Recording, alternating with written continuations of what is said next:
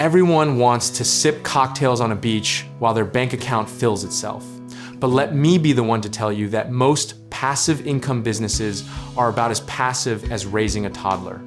We need to talk about the myth that's been sold to you in every online course, every YouTube ad, and every "I made $10,000 a month doing nothing" thumbnail you've ever rage-clicked.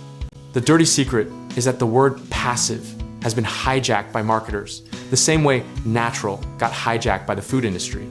It sounds clean, but there's almost nothing behind it. What they're really selling you is the idea of a machine that runs itself, when what you're actually buying is a second job wearing a disguise. Think about drop shipping, the poster child of the passive income dream, where you sell products you never touch from a store you barely visit. Sounds like a vending machine, right?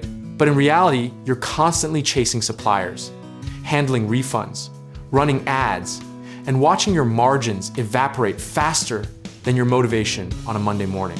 Digital products feel different though. You create an ebook or a course once, list it, and theoretically collect checks while you sleep. But here's what the gurus forget to mention: discoverability, platform fees, constant updates, customer support, and the brutal reality that most digital products make less than $500 total before they flatline into obscurity. Now, real estate is the one that actually has a historical case. Buying rental properties has created genuine wealth for ordinary people since before any of us were born. But passive real estate is a spectrum, not a switch. A fully managed property with a great tenant in a stable market can genuinely approach passive, while a self-managed short-term rental is basically a hospitality business with a mortgage attached. The psychological trap here is survivorship bias, where we hear from the one person whose Etsy print shop generates $8,000 a month, not the 10,000 who made $40 and quit. Our brains are wired to anchor on the highlight reel, and the entire passive income industry is essentially a highlight reel economy. Here's the honest framework. True passivity is earned, not purchased. And it almost always requires either significant capital, significant systems, or significant time up front, usually all three. The businesses that genuinely trend toward passive over time are licensing, dividend investing, certain software products with strong moats, and well-managed real estate. Everything else is a sliding scale of active work dressed in passive clothing. History gives us a useful lens here. Every decade has its passive income craze.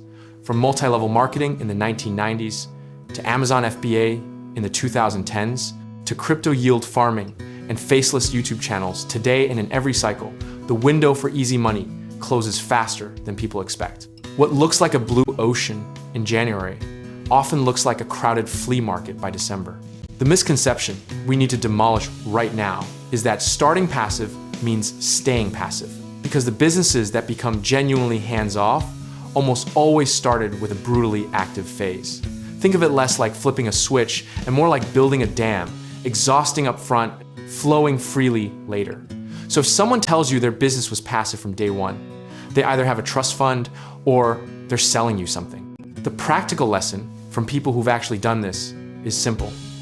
Pick one model, study it obsessively, build systems before you scale, and never confuse the automation of tasks with the elimination of decisions. The best passive income operators aren't lazy, they're strategically disciplined, and they treat their attention like a scarce resource instead of a fire hose pointed at every shiny opportunity.